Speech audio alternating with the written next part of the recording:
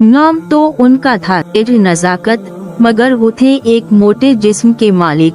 यही वजह थी कि वो रोज सुबह सवेरे वर्जिश के लिए करीबी पार्क में चले जाते थे ताकि अपना वजन कम कर सके। एक दिन वो हसबे मामूल वर्जिश कर रहे थे कि अचानक इन्हें महसूस हुआ जैसे कोई चीज उनके जिस्म से टकराई हो। उन्होंने फौरन पीछे मुड़कर देखा तो दो आदमी उनके पीछे खड़े हुए थे। इनमें से एक ने उनकी कमर में पिस्तौल लगा रखी थी।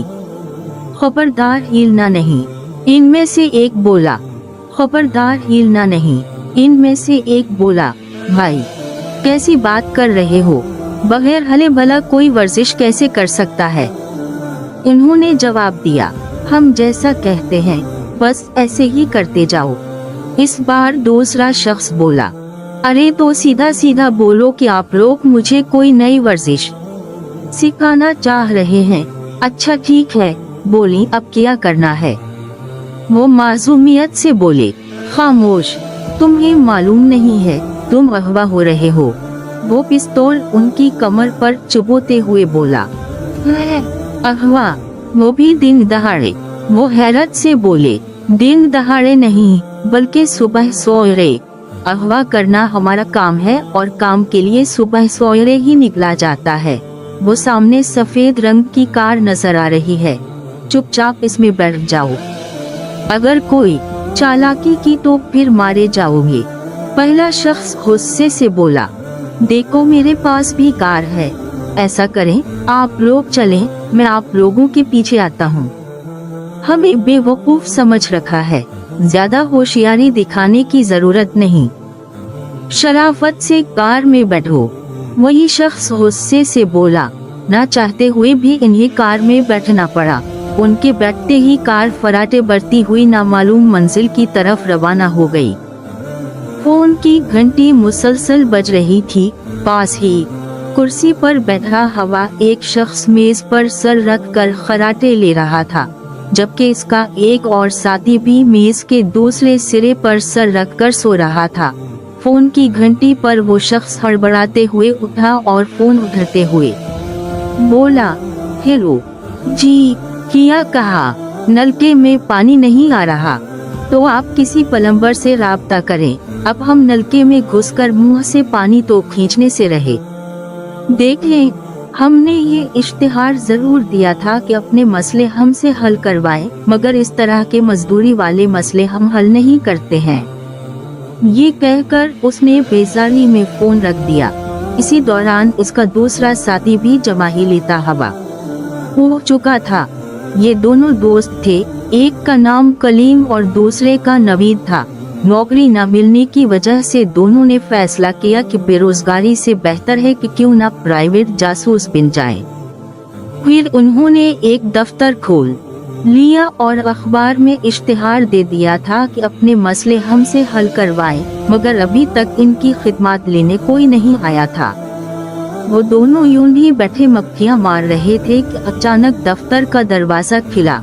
एक 35 साला खातून अंदर दाखिल हुई, जिसे देखकर दोनों के चेहरों पर खुशी की एक लहर दौड़ उठी। सेठ नजाकत की अहलिया आलिया बेगम ने अपने मुलाजिम गफूर से पूछा, अरे तुम्हारे साहब अभी तक वर्जिश से वापस नहीं आए? नहीं बेगम साहिबा, साहब तो अभी तक नहीं आए। इसी दौरान फोन की घंटी बजी। गफूर ने फोन उठाया। कौन है? इसी दौरान आलिया बेगम ने पूछा। मालूम नहीं बेगम साहिबा, आपसे कोई बात करना चाह रहा है। आलिया बेगम ने फोन उठाया तो दूसरी तरफ से आवाज आई, आपके शौहर हमारे कब्जे में हैं, हमने उनको अगवा कर लिया है। किया? वो चीखी और फोन उनके हाथ से गिरते गिरते बचा। मेरी बात ध्यान से सुनो, फौरन 25 लाख का बंदोबस्त करो और अपना शौहर ले जाओ। हम थोड़ी देर बाद फिर फोन करेंगे और खबरदार पुलिस को इत्तला दी तो बहुत बड़ा नुकसान उठाओगी। दूसरी तरफ से फोन मुनक़ते हो गया। अगवा का सुनकर इन्हें जैसे सख्ता तारी हो गया था। अरे क्या कह रही हो आलिया? नजाकत को किसी ने अगवा कर लिया है, मगर वो इसको उठाकर कैसे ले गए होंगे? वो तो बहुत वजनी है। आलिया बेगम ने फोन पर जब अपनी वालिदा को अपने शौहर के अगवा वाली बात बताई तो वो बोली, अरे अम्मी जान, वो उनको गोद में उठाकर थोड़ी लेकर गए होंगे, कार में लेकर गए होंगे। आलिया बेगम बोली, पुलिस में रिपोर्ट दर्ज करवाई? नहीं अम्मी, इन्होंने पुलिस को बताने से मना किया है। फिर क्या करें? इन्होंने परेशानी में पूछा। आलिया बेगम ने कुछ सोचते हुए कहा, याद आया, कुछ दिन पहले मेरी नजरों से एक इश्तिहार गुजरा था। ये प्राइवेट जासूस हैं, क्यों न इनकी खिदमत ली जाए? हाँ, ये ठीक रहेगा। वालिदा ने भी इस बात की तायद की। फिर आलिया बेगम उनके दफ्तर जाने के लिए रवाना हो गईं। अपने दफ्तर में किसी खातून को आता देखकर दोनों जासूस सीधे होकर बैठ गए। तशरीफ रखिए। कलीम ने आलिया बेगम को कुर्सी पर बैठने का इशारा करते हुए कहा।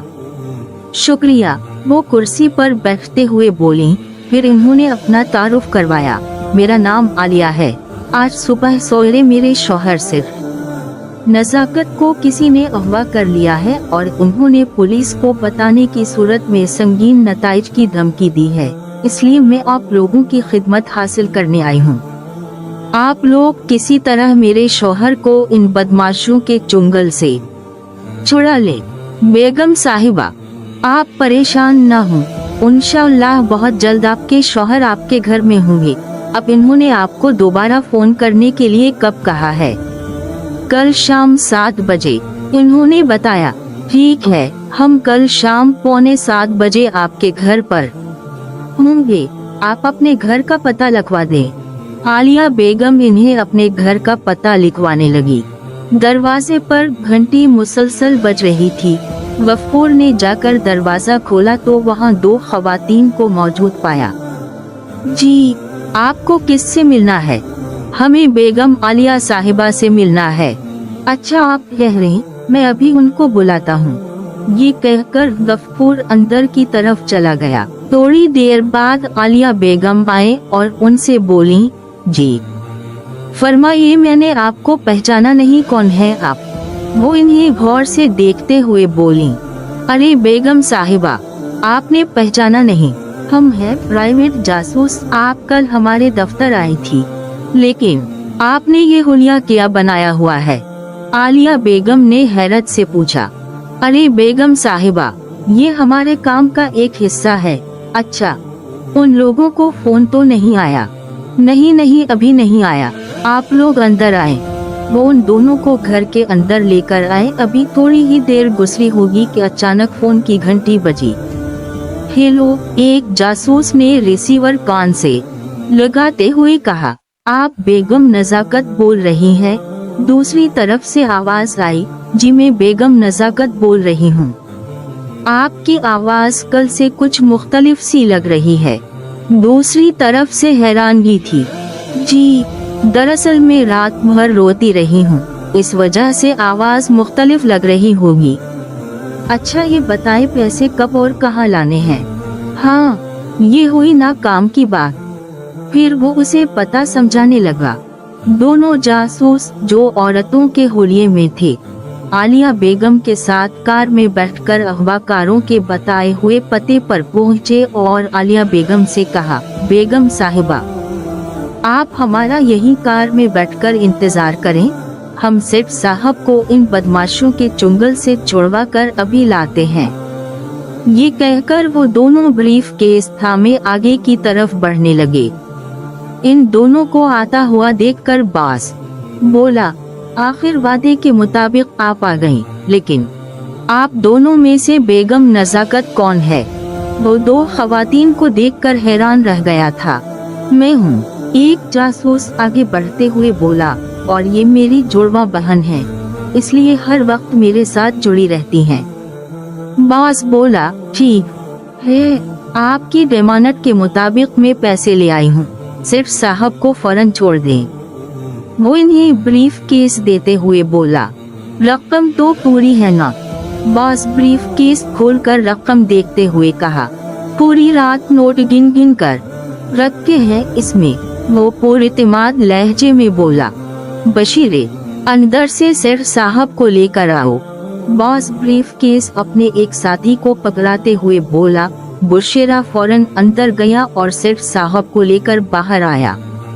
ये देखें सेठ साहब, आपकी बीवी आपसे कितनी मोहब्बत करती है, कैसे रकम लेकर भागी भागी आ गई आपको छुड़ाने के लिए। बॉस सेठ से बोला, लेकिन ये तो मेरी बीवी नहीं है। सेठ साहब ने उनको हैरानगी से देखते हुए कहा। किया? ये सुनकर बॉस उछल कर रह गया। वो उनका हाथ दबाते हुए बोला, अरे क्या हो गया है आपको? चंद दिनों में अपनी बीवी को ही भूल गए। अरे मैं आपकी बीवी हूँ। सेठ नजाकत उसे हैरत से देखा और आगे बढ़ गए। इससे पहले के दोनों जासूस सेठ नजाकत को लेकर जाते कि अचानक अंदर से बुशेरा भागते हुए आया और चीखते हुए बोला, बॉस नोट नकली हैं। ये सुनकर बॉस हक्का बक्का रह गया और ढाल कर बोला, हमारे साथ धोखा, पकड़ो इन्हें बचकर जाने ना पाए। इससे पहले कि इसके साथी सेठ नजाकत पर काबू पाते, नवीद ने फौरन जेब से एक थैली निकाली और इसे उनकी तरफ उछाल दी। इस थैली में पसी हुई लाल मिर्चें थीं। मिर्चें फिजा में फैल चुकी थीं, जो उन लोगों की आंखों में घुसने लगे और फिर उनकी चीखें फिजाओं में गूंजने लगे। दोनों जासूस सेठ नजाकत को ले कर कार की तरफ दौड़े। इसी दौरान पुलिस भी पहुंच गई, जिन्हें उन्होंने पहले ही इत्तला कर दी थी। बॉस अपने साथियों के साथ अपने मंतकी अंजाम को पहुंच गया, जबकि दोनों जासूस अपने पहले मिशन की कामयाबी पर खुदा का शुक्र अदा करने लगे।